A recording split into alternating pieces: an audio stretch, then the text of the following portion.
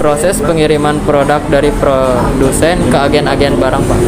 Kalau produk mah langsung kita buka PO, terus begitu PO-nya diproses, tinggal antara pengiriman dari pihak produsen atau enggak kita ngambil sendiri ke sana. Biasanya seperti itu.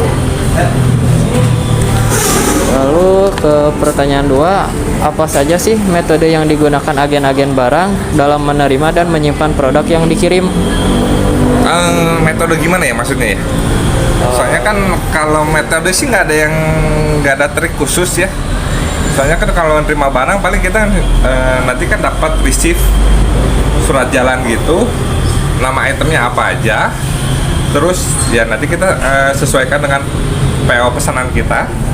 Nah, sudah PO pesanan kita udah sesuai, baru kita cek apakah sesuai barang yang tertera itu ada nggak fisiknya. Okay. Seperti itu. Kalau metode khusus sih sebenarnya nggak ada. Siap. Bagaimana agen-agen barang melakukan pengecekan kualitas produk sebelum diserahkan kepada pelanggan? Kalau misalkan soal quality control, biasanya quality control itu kita serahkan bagian produsen. Jadi kita biasanya kalau untuk quality control pas begitu kita menerima barang, kalau ada barang yang bisa kita buka, kita cek dulu fisiknya.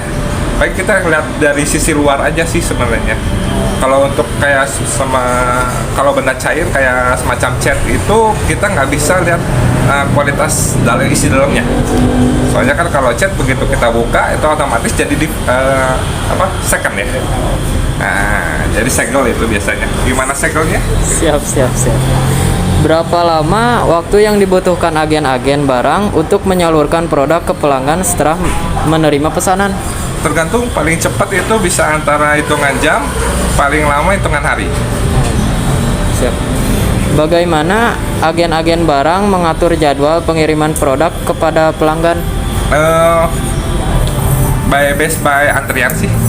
Jadi yang lebih dulu sebutnya apa? First come. Yang pertama kali datang. Yang pertama kali kita prioritaskan. Okay.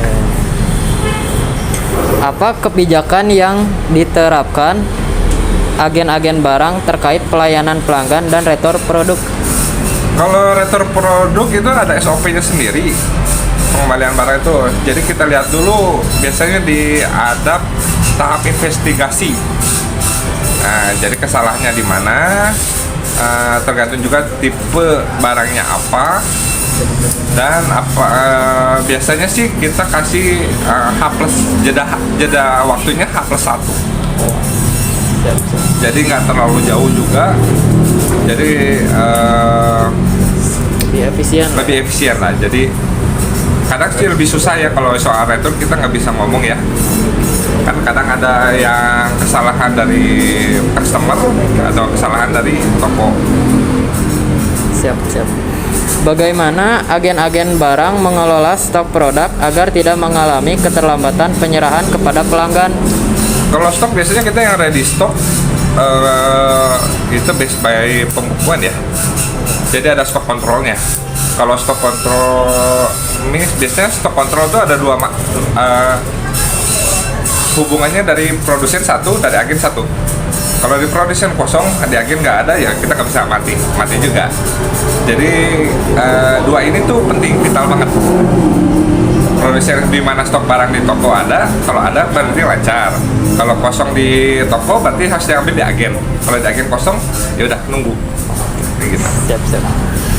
Apa strategi yang digunakan agen-agen barang untuk meningkatkan efisiensi dalam penyerahan produk kepada pelanggan? Gimana? Bisa dulu? Apa strategi yang digunakan agen-agen barang untuk meningkatkan efisiensi dalam penyerahan produk kepada pelanggan? Kalau efisiensi penyerahan produk pada pelanggan, satu memaksimalkan kuantiti yang dibawa oleh masing-masing armada. Satu itu, kalau itu udah overload biasanya harus nambah ke armada.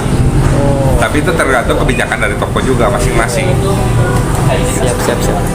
Bagaimana agen-agen barang memastikan keamanan produk selama proses pengiriman dan penyerahan kepada pelanggan? Biasanya begitu kita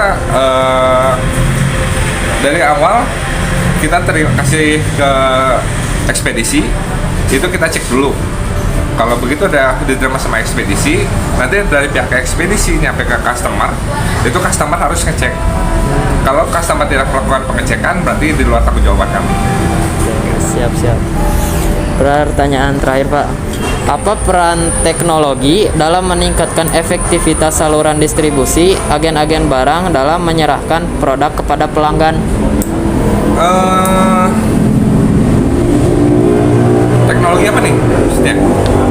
Bisa dispesifikasiin nggak? Soalnya teknologi kan macam-macam tuh. Ada dari segi kendaraan, berarti mobil kendaraannya. Dari segi teknologi digital, bisa dari platform-platform yang kayak Lalamove, Gosen. Ya itu sih tergantung ya. Kalau hitungannya kalau dari kami itu armada sendiri, mobil sendiri, itu kita bisa menjamin kualitasnya. Itu kita jamin. Kalau pakai third party, berarti pakai aplikasi, itu kita tidak bisa. Soalnya kita cuma bertanggung jawab dari kita ngasih ke ekspedisinya, gitu. Jadi barangnya sudah diterima sama, misalkan sama Gosen atau Grab, itu kita pastiin dulu barangnya yang diterima udah oke. Tapi dari pihak Grab ke customernya itu kita nggak bisa ngomongin juga ya, soalnya kan bukan orang kita juga. Kadang suka ada kejadian di jalan, jatuh lah atau gimana lah, kan kita nggak bisa ngomong juga ya, gitu. Oke. Terima kasih Pak atas bantuannya. Pertanyaan ini semoga bermanfaat untuk Bapak ataupun kami juga. Kami dari SMA 11 pamit undur diri Pak.